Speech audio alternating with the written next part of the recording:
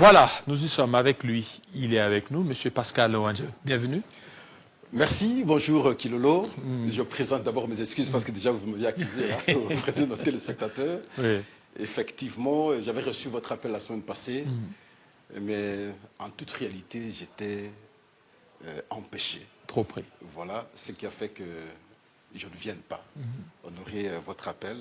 Et aujourd'hui, d'ailleurs, vous aussi, vous devez reconnaître que vous m'aviez appelé un peu comme ça. Je suis venu aussi brutalement. Effectivement. Parce que j'ai compris que j'avais la responsabilité d'honorer quand même l'appel de la semaine passée.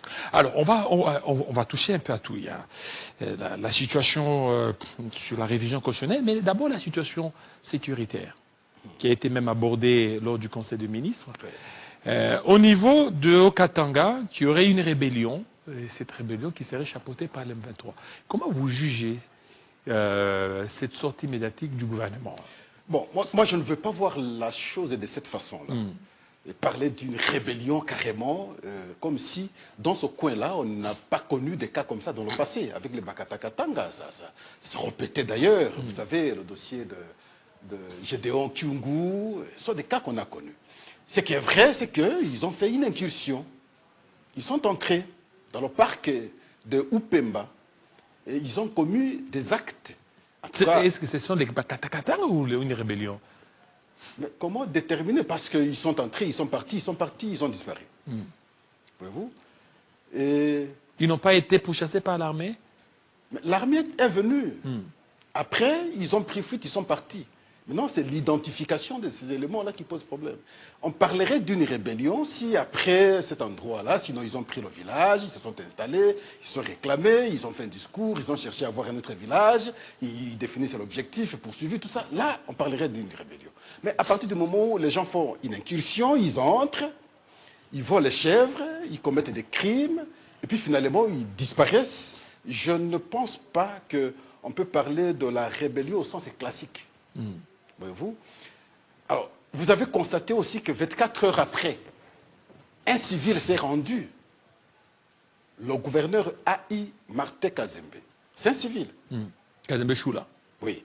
Bien qu'il soit accompagné par certains éléments de la police, de l'armée, des services de sécurité. Mais c'est lui qui a pris le devant comme gouverneur A.I. de la ville. Il s'est rendu jusqu'au lieu du crime. Il a constaté les dégâts.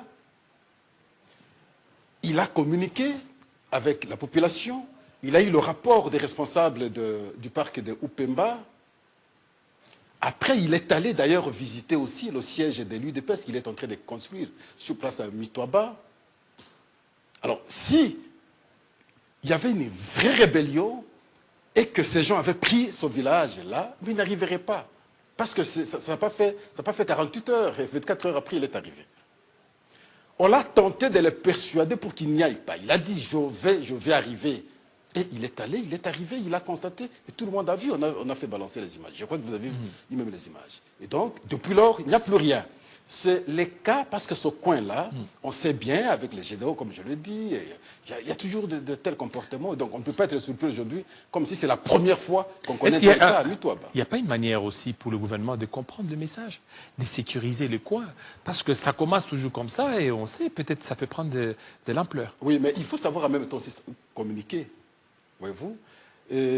Quand vous communiquez, vous rendez une communication très grave, comme si c'est une situation aussi très grave, vous risquerez maintenant d'entamer le mental même des gens. Voyez-vous? La sécurisation, oui, mais ça c'est une responsabilité du gouvernement. Le ministre de la Défense doit savoir sécuriser l'intégrité territoriale, les frontières de notre pays. La police doit savoir faire le travail pour protéger les personnes et les biens. C'est dans leur mission. Mais lorsque le voleur revient dans votre maison, il vous calcule. Il sait quand vous sortez, quand vous entrez. Et lorsqu'il entre, il vous vole, on ne peut pas dire, mais pourquoi vous avez accepté que le voleur vienne vous voler? Voyez-vous? C'est la même chose. Si, au moins, ils étaient des gens venus, comme je le dis, ils s'installent, identifiés comme tels, ils se nomment comme tels. Alors, on parlerait effectivement de la faiblesse de nos services en même temps. Mais ici, il faut souligner un aspect, c'est ce que le gouvernement peut-être n'a pas compris. Il y a eu une récupération de cette histoire par les communicateurs d'abord de M23, par le M23 substantiellement. On a bien voulu rendre cette histoire comme une branche effectivement de M23. Voilà, nous sommes parvenus à arriver même dans le Haut-Katanga, parce que là, comme eux prétendent ou font croire aux gens, on ne supportait pas Tshisekedi, et maintenant, c'est fini, on est dans le Haut-Katanga, on gagne maintenant l'espace recherché depuis longtemps. Or, Kilolo, quand vous arrivez dans ce coin-là, je vous parlais pas longtemps ici de la construction d'un siège de l'UDPS par le gouverneur Haï, Martin Kazembe. Vous pouvez prendre Mutwaba, vous prenez Kasenga, vous prenez Pueto, vous prenez Kambove, je ne cite que ces 4 territoires. En termes des œuvres réalisées dans le temps de la gestion de Tshisekedi, en toute réalité, ils n'ont jamais reçu ce qu'ils ont reçu, ou ils ont déjà reçu en cette période, comparativement dans le passé. Rien du tout. Le projet des 145 territoires, oui, il y a beaucoup de limites, et nous avons critiqué ainsi de suite. Mais quand vous êtes sur la route nationale numéro 5, qui part de Lubumbashi jusqu'à Mpueto, et vous montez, vous comptez le nombre de centres de santé construits, le nombre d'écoles construites. Les kilométrages de ces routes. Mais, effectivement, mais quand vous arrivez à Kasenga, sur place, regardez comment on est en train de transformer Kasenga. Vous-même, vous aviez été à Kasenga. Kasenga, oui. On était en train d'asphalter la voirie de Kasenga. N'est-ce pas? Et donc, substantiellement, vous direz, mais ils sont les vrais bénéficiaires de l'actuel pouvoir. De ce point de vue, vous ne pouvez pas maintenant construire un discours mensonger comme pour dire la population ne supporte pas Tshisekedi. Non, là, ce n'est pas très bon. Et donc, il s'est agi de l'instrumentalisation, d'abord de la communication du M23, qui a bien voulu faire consommer à l'opinion comme s'il y a une rébellion effectivement créée dans le Haut-Katanga, très précisément à Mutwaba. Et là, le gouvernement est tombé dans les pièges. Je n'ai pas apprécié la communication du gouvernement. Il n'aurait pas fallu dire des choses de cette façon. Et bon, il faut savoir minimiser cette chose. Ça, c'est donner un peu du poids, un peu... On a donné du poids. Il faut minimiser. Et depuis lors, alors, qu'est-ce qu'on a? On voit encore plus rien. On a installé, dans le village où ils sont entrés, ils ont fait l'incursion, des bases militaires, des bases policières. Ils sont là. Ils sont partis, ils ont fui, ils ont disparu. Donc il fallait pas donner beaucoup plus de l'ampleur à cette information. On a donné vraiment de l'ampleur. C'est vrai que les cas ont été déplorables, mais je le dis, si c'était une vraie rébellion, si c'était un cas très sérieux à avoir peur, un civil n'allait pas prendre le devant, arriver là 24 heures après. Alors, mais il est arrivé. Voilà. Et puis il a rétabli l'ordre. Aujourd'hui, il y a la paix, en fait, dans ce coin-là. Alors, la situation sécuritaire, c'est aussi presque chaque nuit au niveau des Goma, il y a des détonations. C'est que les FARDC, les Ouazalendo veulent à tout prix récupérer Goma, Bukavu. Non, je ne vois pas les choses de cette façon. C'est vrai, nous avons la mission ultime de récupérer quand même nos territoires, la mission ultime de récupérer nos villes. Pour ça, vous ne pouvez pas plutôt en vouloir à nos militaires, moins encore à nos policiers, moins encore à nos Ouazalendo. Les militaires ont la mission, en tout cas, de rétablir l'intégrité territoriale de notre pays. Comme je le disais aussi pas longtemps pour la police, de sécuriser les personnes et leurs biens.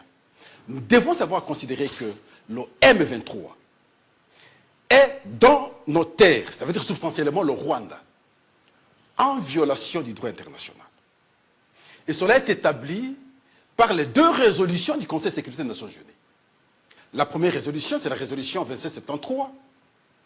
Et la deuxième résolution, c'est la résolution 2808. Les 2 résolutions ont démontré effectivement que la République démocratique du Congo est agressée. Est agressée par le Rwanda. Et c'est comme ça que la résolution 2808 demande au Rwanda de se retirer du sol congolais. De ce point de vue, on ne peut pas par la suite interdire à nos forces armées de se battre pour récupérer maintenant ces villes. Mais la question de savoir est-ce que ce qui se passe à Goma aujourd'hui, c'est les FARDC et les Ouazalendo. je doute fort.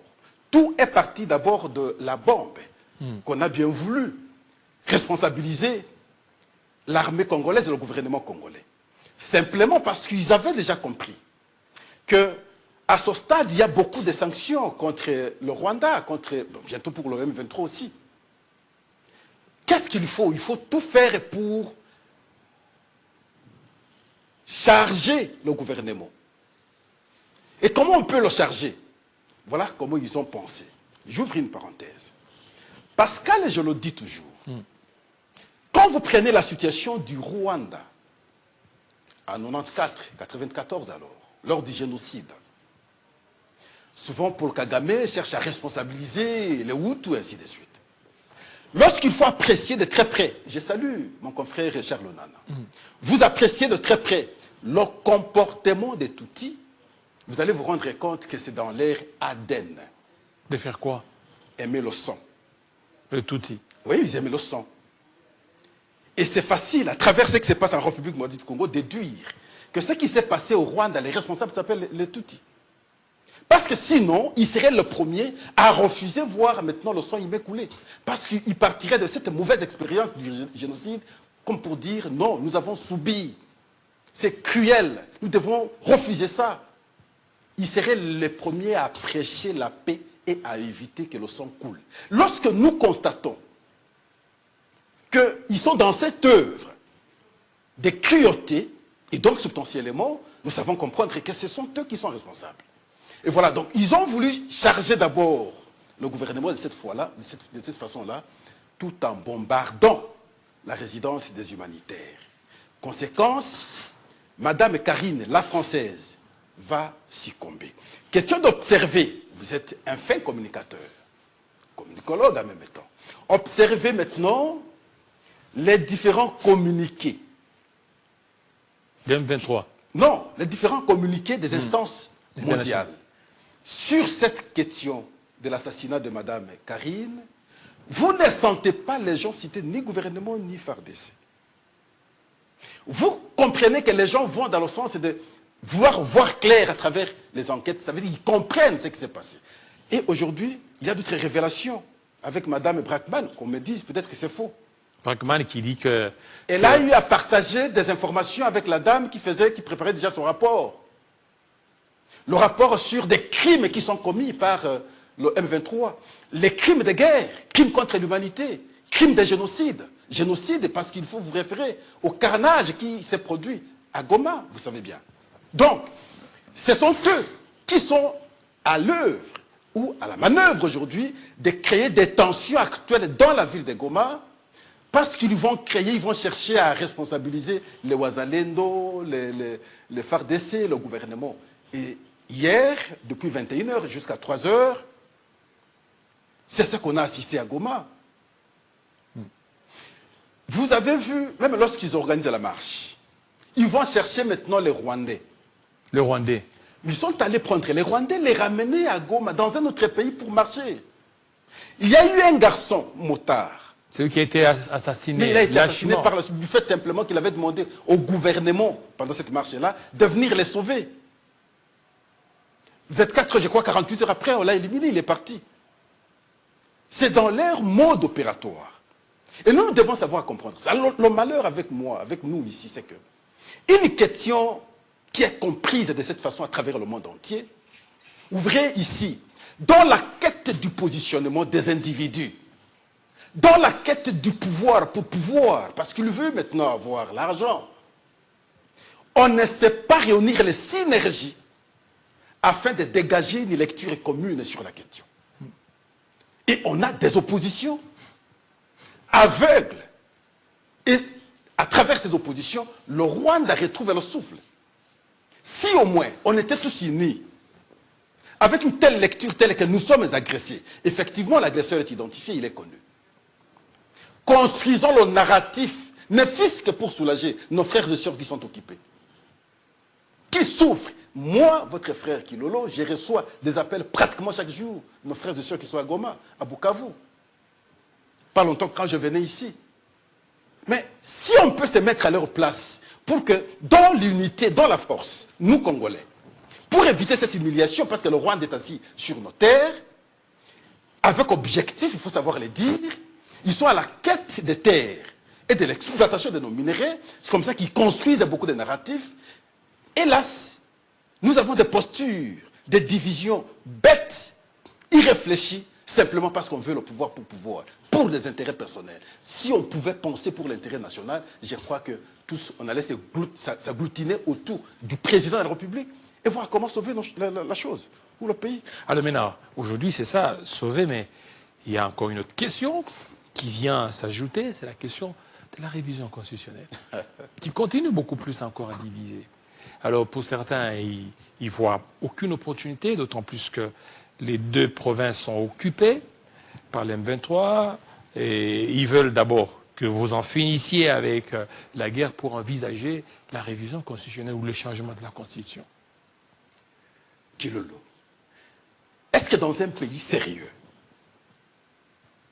qui a des intellectuels censés tenir le flambeau pour montrer le chemin aux autres, on peut engager un tel débat de la révision de la Constitution? J'avais suivi le professeur Bahati Lukwebo, que je salue, le professeur. Il a parlé d'une jeune constitution qui ne peut pas être touchée maintenant. Mais Bahati Lukwebo, que moi je respecte beaucoup, a revisé cette constitution en 2011, pendant que la constitution n'avait que 5 ans. Ah mais oui, parce qu'il était d'une famille politique qui a revisé la constitution. Bahati. Bahati était avec la famille de Joseph Kabila, Joseph au pouvoir. Ils ont revisé la constitution en 2011. L'opposition était contre. À l'époque, moi, j'étais chargé de la presse des députés de l'opposition. François Mwamba Tchimbi, il est vivant. C'est lui qui a fait le communiqué au nom de l'opposition. Il a pleuré parce que la constitution que vous avez aujourd'hui, revisée en 2011, et les gens ne savent pas le dire, n'a aucun vote de l'opposition. Tous les députés de l'opposition étaient sortis, seulement les députés de la majorité étaient restés dans la salle et ils ont voté la constitution que vous avez ici. On n'a pas créé l'unanimité. À l'époque, on a trouvé que la révision de la constitution ne devrait pas poser problème. La constitution elle-même, elle est claire quant à ça. Mais alors, un intellectuel ne peut pas engager un tel débat sur la révision de la constitution. Comment Bahati Lukwebo, professeur de son État, peut alors finalement, autant d'années après que lui ait révisé la constitution en 2011, 5 ans après son vote, et puis se dire finalement aujourd'hui qu'on ne peut pas toucher à la constitution parce qu'elle est jeune? Non. C'est incohérent, c'est irrationnel, c'est impertinent comme argument. Les moments ne s'y prêtent pas. Deuxièmement, le débat sur le changement de la Constitution. On peut tout dire, on n'a qu'un seul souverain, c'est le peuple. Cette Constitution n'est pas l'œuvre des individus, elle a été sanctionnée par le peuple. Vous pouvez avancer vos arguments. Si, par exemple, le peuple dit « je ne veux plus cette Constitution, je ne suis pas constitutionnaliste », mais le choix est clair. Mais seulement, nous risquerons de connaître le même problème. Quand Joseph Kabila a son temps, avec le professeur Évariste Bochab, il est secrétaire général du PPRD. Pascal, je suis sur les plateaux de télévision à son temps. Il écrit un ouvrage entre la révision de la Constitution et l'inanition de la nation. Entre le changement ou révision, je crois révision, et l'inanition de la nation. On s'est opposé à lui. Ça veut dire, nous avions deux camps. Le camp du régime passé de Kabila qui défendait la révision, au besoin, le changement de la Constitution. Vous allez voir les actes à travers le manque de l'organisation de l'élection en 2016, parce que l'intention était toujours là. Peut-être que c'est Joseph Kabila qui n'avait pas voulu qu'on touche à la Constitution. Mais sinon, les acteurs, ceux qui l'agglutinaient, étaient prêts. Nous avons engagé ce débat. Eux étaient d'accord pour qu'on revise la Constitution, au besoin on change la Constitution. L'œuvre existe, le document du secrétaire général du PPRD à son temps existe. Évariste Bochab, je l'ai cité. Regardez aujourd'hui, ceux qui hier estimaient que Il fallait respecter le mandat qu'on organise rapidement les élections. Élections alors en 2016, sans qu'on touche à la Constitution.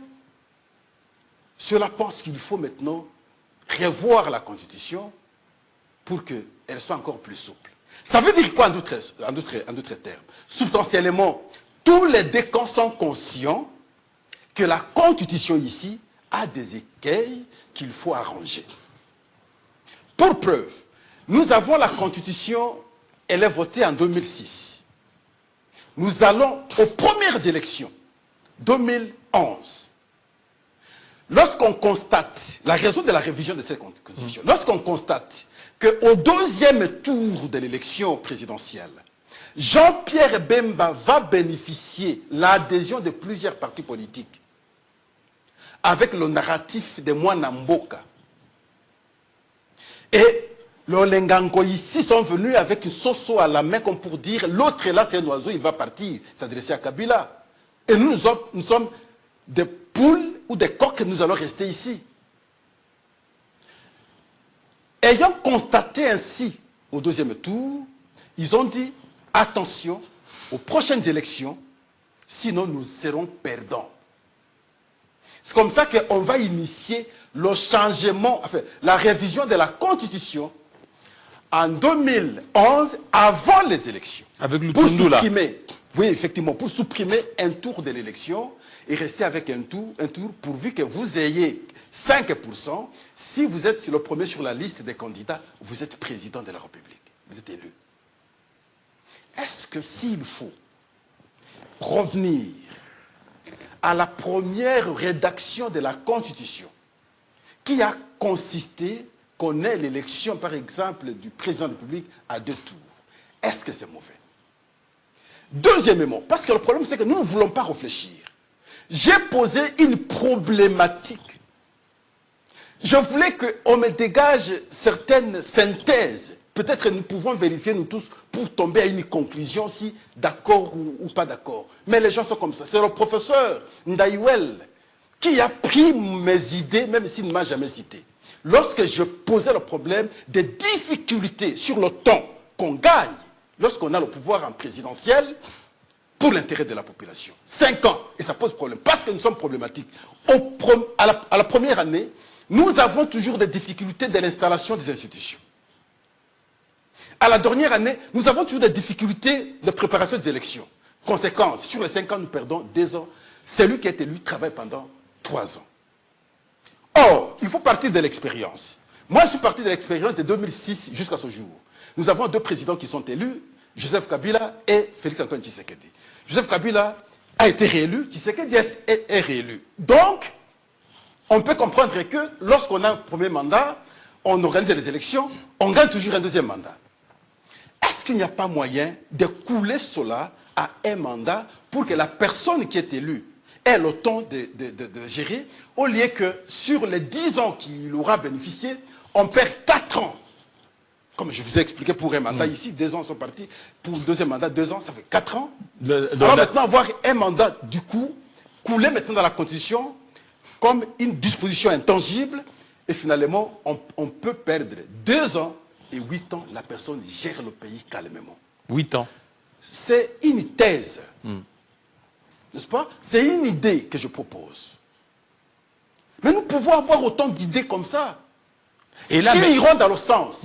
Non pas de voir des postures des individus, si on fait ça. Je vous pose la question, Kilolo, même si c'est dans votre pouvoir, je peux le confirmer un peu, entre journalistes d'ailleurs. Quand est-ce qu'il sera propice pour changer la Constitution, ou enfin, pour reviser d'abord la Constitution, ou changer alors si vous voulez, si avec Joseph Kabila on doit refuser, avec Tshisekedi on doit refuser, avec Pascal demain on va refuser, avec Kilolo après demain on va refuser, avec qui il y aura l'unanimité dans le camp politique congolais pour qu'en fait compte, on toilette ce qui est impair dans la Constitution. C'est à quel temps? Il y a un temps? On peut définir ce temps? Parce qu'ils disent... voilà. Donc il n'y a pas un temps. Comme c'est la fin de ce mandat, il risque de pouvoir prolonger et puis changer... S'il avait fait au premier mandat, il ne le gagnerait pas. Vous voyez que ce n'est pas pertinent. Si on dit qu'ils veulent le faire parce qu'il est fait mandat, mais considérons qu'il avait fait au début, on dirait quoi? Les constitutionnalistes parlent de la fraude constitutionnelle. La fraude constitutionnelle, c'est par rapport au temps, dès lors que vous approchez et puis vous voulez changer. Là, il y a... Non, je pose le problème de façon plus simple et claire. Ce juriste qui dit des choses comme ça. Je vous reviens pour quelques minutes. Vous pouvez lui poser la question à quel moment? Je vous reviens. On prend la Minute Info en langue, nos deux ou trois langues, et puis on revient avec vous.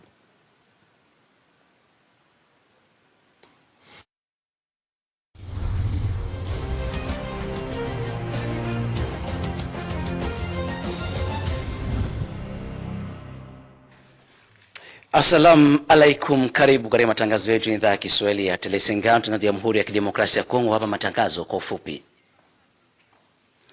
Wakati huu baraza la bunge nchini Jamhuri ya Kidemokrasia ya Kongo linafungua vikao vyake vya Machi hivi leo 16 Machi 2026. Wakati huo wabunge na viongozi ama maseneti wanakwenda moja kwa moja kuanza mkondo wao wa kujadili mada fulani juu ya maendeleo ya Jamhuri ya Kidemokrasia ya Kongo. Haya yanajiri siku chache tu baada ya spika baraza la bunge Emeboji Sangara pamoja na presidenti wa maseneti Jean Michel walikutana na rais wa Jamhuri ya Kidemokrasia ya Kongo juu ya uwezekano wa ufunguzi wa kikao hicho. Na wakati huo mjini Kinshasa kuliweza kuwa hali ya hoihai hapo mapema, ambapo magari yalikuwa hayajaonekane kwenye barabara. Haya yanajiri ikiwa madereva wamepiga yowe wakiomba viongozi wa serikali ya Jamhuri ya Kidemokrasia ya Kongo wakishitumu kwa kile wamesema ni unyanyasaji barabarani na ushuru ambao unaendelea kukodishwa hapa na pale kwenye barabara. Madereva hao wanataka haki yao itekelezwe, wakisema wana haki ya kupata haki. Na wakati huo katika Jamhuri ya Kongo Brazzaville, wakati wapo jana ilikuwa kivumbi na jasho, kura iliweza kufanyika katika Jamhuri ya Kongo Brazzaville, huko rais anayeondoka madarakani Denis Sassou Nguesso akiania muhula wake wa 5 madarakani baada ya kampeni zopamba moto katika jamhuri hiyo, huku Denis Sassou Nguesso akipinzana na wapinzani wake wengine ambayo waliweza kugombea kinyang'anyiro hicho. Lakini Denis Sassou Nguesso anakwenda kuania muhula mwingine wa 5, imani ikiwa nyingi kwamba anaweza kuibua kidedea katika ushindi huo ambao utakuwa ushindi wa kishindo tena wa kihistoria. Na baada ya kuarifiwa muda mchache tu kwamba uwanja wa ndege ulikuwa umefunguliwa hivi karibuni, na hivi leo habari zimesema kwamba uwanja wa ndege umefungwa mara tena kutokana na mashambulizi ambayo yanaendelea dhidi ya mgogoro unaendelea kati ya Israel, Iran na Marekani, huko Iran ikiendelea kushambuliana moja kwa moja na mataifa kama Marekani na Israeli ambao wanaendelea kushambulia, na vita vikiendelea na malengo ambayo yalikuwa jeshi la Iran kulenga vituo vya inavyodaiwa kuwa ni vya husika vya Marekani katika mataifa jirani wake. Nigeria ikiwa hali imeendelea hivyo, wakati huo ikiwa ni siku nyingine ikiendelea vita na mizinga ikiendelea kati ya Iran na Marekani. Na kwenye kinyang'anyiro cha CAF nchini Jamhuri ya Kidemokrasia ya Kongo, mpendwa mtazamaji, wa kwamba timu la Maniema Union libuka kidedea na kuingia robo finali katika michuano hiyo ambapo ni michuano iliweza kufanyika katika uwanja wa kandanda Jamhuri ya Kidemokrasia ya Kongo. Maniema Union limtimua Sikuyoni mchezaji wa Alger kwa magoli 2-0 hapo jana Jumapili Machi 15, 2026 kwenye uwanja wa kandanda Tupuisa Masembe ulioko kwa Lubumbashi, mashariki kusini mwa Jamhuri ya Kidemokrasia ya Kongo. Jamhuri ya Kidemokrasia ya Kongo iliweza kutimua kwa dakika 40 goli yake kupitia penalti, na hiyo kuibuka kidedea iliyochezwa na mtetezi wa Jamhuri ya Kidemokrasia ya Kongo wa Maniema Union. Wakati huo habari zimesema Union ameendelea kuibuka kidedea katika michuano hiyo ya CAF barani Afrika. Na huu ndio mwisho wa matangazo kwa muhtasari kutoka idhaa ya Kiswahili ya Telesengano kujia katika udondozi wake saa 11 za jioni. Karibu kuwa nasi. Retrouvez toute l'actualité en continu sur www.tele50.cd.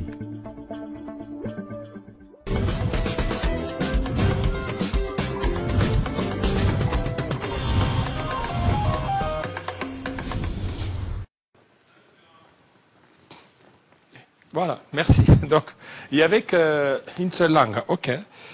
D'accord.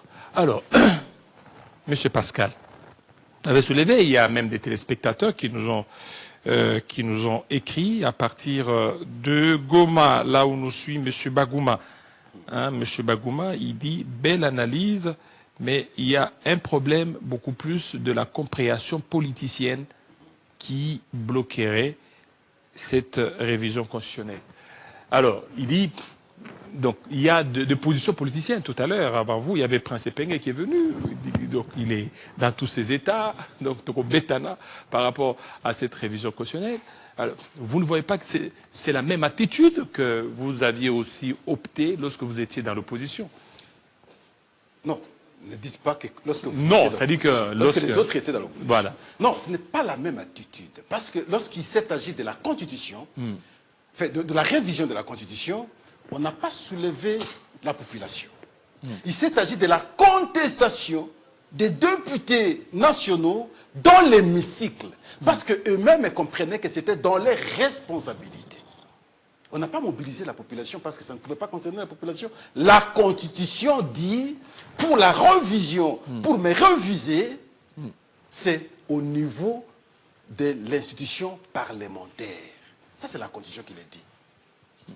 Pour réviser la Constitution, vous ne pouvez pas recourir maintenant au souverain primaire. Vous ne ferez pas le référendum. Alors, pourquoi mobiliser la population cette fois-là? 2011, on n'a pas mobilisé la population. Mais plutôt, les députés de l'opposition dans la salle se sont opposés. Et c'est comme ça qu'ils avaient souhaité qu'on ne fasse pas ce vote-là. Et ils sont sortis. Et c'est comme ça que je vous ai dit, la Constitution révisée que nous avons ici n'a pas bénéficié le vote des députés de l'opposition dans la salle parce qu'ils étaient tous sortis. Voyez-vous?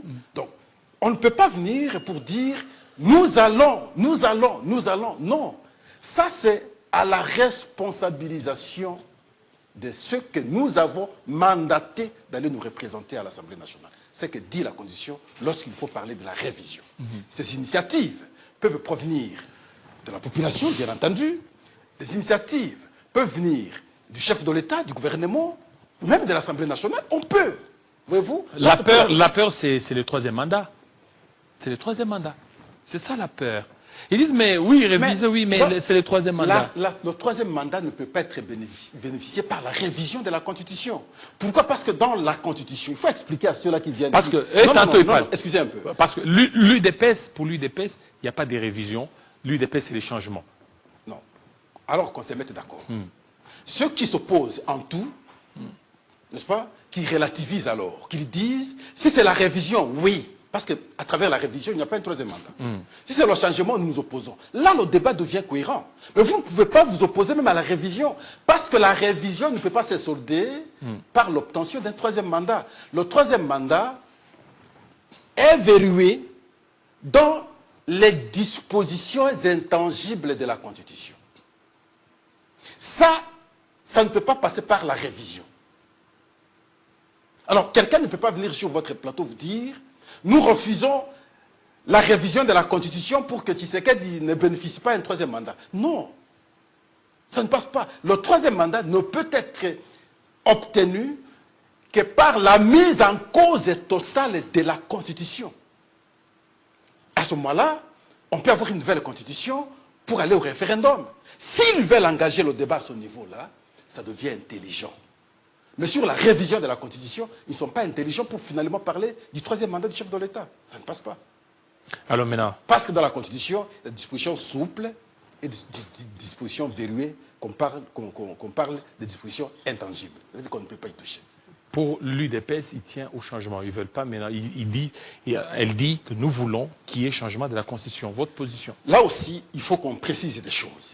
Lorsque nous sommes allés au vote du référendum, en 2005, l'UDPS a refusé d'aller participer au vote. La Constitution que nous avons ici connaît sa version originelle, connaît sa version révisée en 2011. Il n'y a pas, n'est-ce pas, le vote de l'UDPS. Ils se sont opposés. il disait que ils font au pouvoir, en tout cas faire voter une autre constitution. Cette voix à son temps, parce que nous étions les acteurs sur le plateau de télévision comme vous l'avez fait aujourd'hui, Kilolo. Ce n'était pas Monseigneur Cholet. Je vais recevoir à son temps l'abbé Saint-Eddy, qui était porte-parole de la SENCO. Moi, je l'ai reçu. Et il va dire, je crois que les archives existent. Ce qui est important maintenant, c'est avoir un début. Qu'on commence. Ça, c'est l'Église catholique à son temps à travers son porte-parole. Qu'on commence. Qu'on ait la Constitution. Qu'on ait un socle. Qu'on ait un pacte. Qui est perfectible.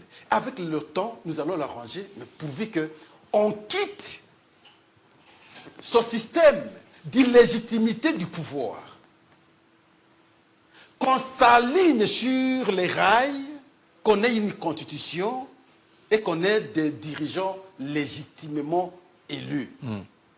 C'était ça l'argument et ça a passé.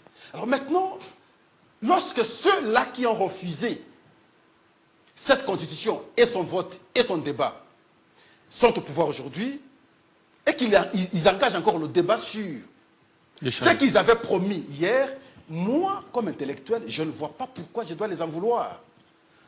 En démocratie, je dois permettre que cela respire. Ainsi fonctionnent des sociétés en démocratie. La question fondamentale, c'est peut-être de savoir, oui, d'accord, nous avons cette constitution. Présentez-nous ce qui est logiquement accepté pour l'intérêt de la population qui peuvent être intégrés dans la nouvelle constitution que vous nous proposez. Ce débat, je ne l'entends pas. Voilà. Les gens sont dans des postures, Tshisekedi. Mais ce n'est pas le problème de Tshisekedi. Merci. Réfléchissons bien parce qu'il s'agit... Moi, je suis le disciple d'Héraclite et d'Éphèse. Tout coule. Tout passe. Rien ne demeure. Personne n'a vu hier Kabila partir. Moi, je ne l'ai pas vu partir. Voilà. Finalement, il est parti.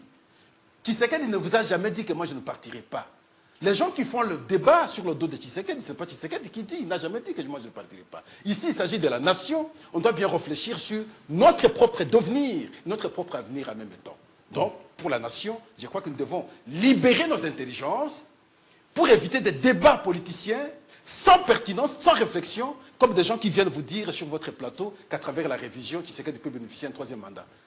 Merci. C'est de l'irrationalité à rejeter totalement. Merci beaucoup, Monsieur Pascal, surtout de vos analyses si pertinentes.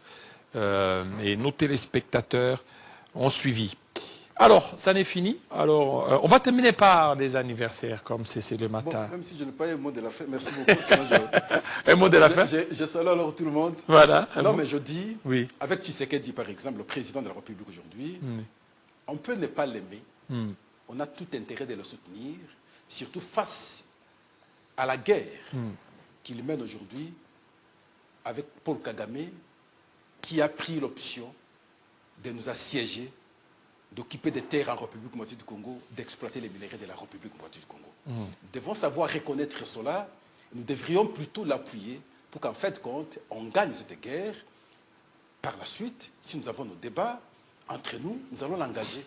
Mais quand on ne sait pas l'accompagner, je pense que nous rendons très mauvais service à la nation. À la nation. Et Kazembe va bien, le gouverneur? Le gouverneur va très bien, D'ailleurs, je crois la semaine prochaine, sinon, je crois à la fin de cette semaine probablement, il pourrait être à Puerto, cette fois-là, inaugurer un grand siège de l'UDPS. Parce que je dois vous dire qu'il construit trop de sièges de l'UDPS comme ça. Il a fait à Kassenga, un grand bâtiment, document remis au secrétaire général Augustin Kabouya. À Mitoaba, je vous disais qu'il est en train de construire aussi un autre siège. Et celui d'un Puerto, comme c'est fini, un grand siège. Alors, l'inauguration probablement à la fin de la semaine. Bon, Kilolo, moi je vous invite, que vous soyez là. Je serai là. Si aussi vivre ce qu'il fait, je crois qu'il mérite. Mais j'ai un ouvrage que j'ai écrit pour Martin Kazembe, au regard de ce qu'il révolutionne à l'espace de quelques temps. Je te ferai lire également l'ouvrage, je te le donnerai un exemplaire, parce que nous on écrit. Nous on écrit. Et vous pourrez, à travers votre émission, le présenter au besoin, m'appeler, comme ça je pourrai vous donner... C'est mieux, c'est mieux. Voilà. Nos téléspectateurs attendront certainement cet ouvrage. Alors, pour terminer, Eric Kapambou, qui souhaite un heureux anniversaire à sa charmante épouse Mami Chelamboui. Mami Chelamboui, la chantre de l'Éternel. Depuis le jour où je t'ai vu, je suis tombé amoureux de toi et je n'ai jamais pu me relever. Tu es la plus jolie femme que j'ai jamais vue et j'ai la chance de partager ma vie avec toi. Joyeux anniversaire à l'étoile brillante de ma vie. Dixit, Eric Kapambou. Un bon poème. Eric a sa tendre épouse. Eric est en train de nous suivre. Il souhaite toutes les bonnes choses à sa tendre épouse. Que du bonheur à vous, maman. Que du bonheur. Dédé Sansois. Dédé Sansois aussi, allons-y. Dédé Sansois qui souhaite un heureux anniversaire à ses jumeaux. À ses jumeaux. Dan Sansois et Ursula Sansois, qui ont actuellement 16 ans. Vous voyez, les jumeaux qui sont là, ils ont actuellement 16 ans de la part de Dédé Sansois. Dédé Sansois qui souhaite un joyeux anniversaire à ces jumeaux, qui souhaitent aujourd'hui un heureux anniversaire.